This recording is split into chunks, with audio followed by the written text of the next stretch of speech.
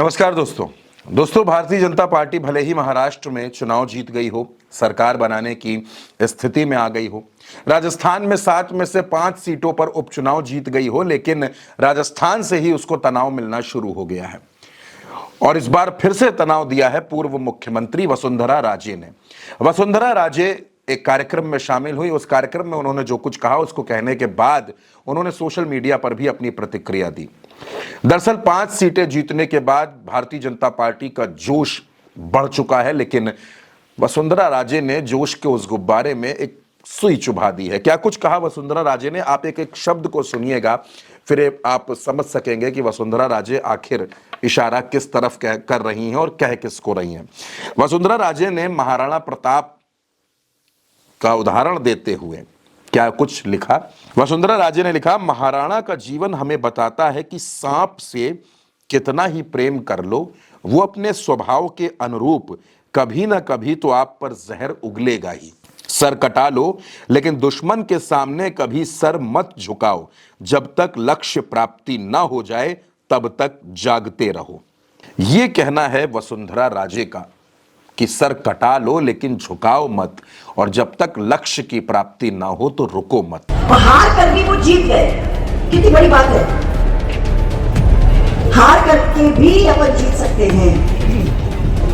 महाराणा प्रताप ने हमको ये सिखाया है। महाराणा का जीवन दर्शन कहता है कि जो सुख में बहुत खुश हो जाते हैं, वो संकट में डर के झुकते नहीं हैं।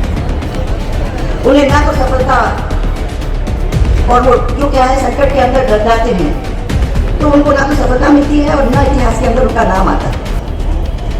उनसे हमें सीख लेना चाहिए कि सांप को कितना भी प्रेम कर लो, वो अपने स्वभाव के अनुरूप ही चलेगा और कभी ना कभी आपको डसेगा ही। अब वसुंधरा राजे का लक्ष्य क्या है, ये आप भी समझते हैं। वसुंधरा राजे का मुख्यमंत्री ना बनना, ये टीस आज भी उनके दिल में है।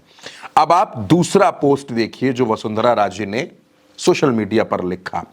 वसुंधरा राजे ने लिखा कि महाराणा प्रताप के जीवन से हमें प्रेरणा लेनी चाहिए और समझना चाहिए कि समय का चक्र पहिए सा घूमता है।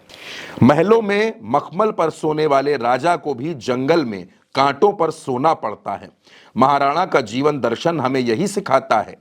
महाराणा का सिद्धांत था, अत्यंत विकट परिस्थिति में भी जो हार नहीं मानते हैं, जीत उन्हीं की होती है। जो सुख में अति प्रसन्न और संकट में डर कर झुक जाते हैं, उन्हें ना तो सफलता मिलती है और ना ही इतिहास उन्हें याद रखता है। अब दोस्तों, ये दोनों जो वसुंधरा राजे के पोस्ट हैं, ये उनके बयान हैं, इनको जब आप समझेंगे, जब इनका विश्लेषण करने की कोशिश करेंगे, तो समझ आता है कि राजस्थान में भारतीय जनता पार्टी में सब कुछ ठीक नहीं चल रहा है। 7 सीटों पर उपचुनाव था, लेकिन वसुंधरा राजे ने प्रचार से पूरी तरह खुद को दूर रखा। वसुंधरा राजे भारतीय जनता पार्टी के प्रदेश कार्यालय तकरीबन 3-3.5 महीने पहले गई थी। जब मदन राठौड़ का पदभार कार्यक्रम था, वो बीजेपी के अध्यक्ष बन रहे थे, प्रदेश अध्यक्ष राजस्थान के, तब भी उन्होंने कुछ इसी अंदाज में बातें कही थी। और अब वो प्रदेश कार्यालय पहुंची, रुकी, लेकिन सिर्फ 16 मिनट। घड़ी देखकर वो 16 मिनट रुकी। ना उन्होंने मुख्यमंत्री का इंतजार किया, ना उन्होंने प्रदेश अध्यक्ष का इंतजार किया। जो नवनिर्वाचित विधायक उनको मिले, उनसे मिली, उनको शुभकामनाएं दी और वहां से निकल गई। यानी न मुख्यमंत्री से मुलाकात, न प्रदेश अध्यक्ष से मुलाकात, न संगठन के बाकी लोगों से मुलाकात, और सिर्फ 16 मिनट में वसुंधरा राजे ने भाजपा का प्रदेश कार्यालय छोड़ दिया, वहां से चली गई। और फिर इस तरीके के बयान, सर कटा लो, झुकाओ मत, लक्ष्य की प्राप्ति करो। क्या वसुंधरा राजे कुछ नया सोच रही हैं? कुछ ऐसा सोच रही हैं जो भारतीय जनता पार्टी को तनाव में डाल सकता है? क्या वसुंधरा राजे किसी नई रणनीति पर काम कर रही हैं, या फिर वसुंधरा राजे अब सिर्फ विधायक और पूर्व मुख्यमंत्री के तमगों के साथ सियासत नहीं करना चाहती? वसुंधरा राजे को उनका सम्मान वापस चाहिए। हालांकि फिलहाल जिस तरह से राजस्थान में भारतीय जनता पार्टी 5 सीटें जीती है, उससे भजन लाल शर्मा केंद्रीय नेतृत्व की नजरों में और ऊपर आ गए हैं। ऐसे में भजन लाल शर्मा हटाए जाएंगे, इस बारे में फिलहाल ऐसी कोई खबर नहीं है। लेकिन वसुंधरा राजे क्या चाहती हैं? दोस्तों, आपको याद होगा हाल ही में वसुंधरा राजे का नाम राष्ट्रीय अध्यक्ष के लिए चला था कि वो भारतीय जनता पार्टी की राष्ट्रीय अध्यक्ष बन सकती हैं, लेकिन चुनाव की वजह से यह मसला कुछ वक्त के लिए अटक गया।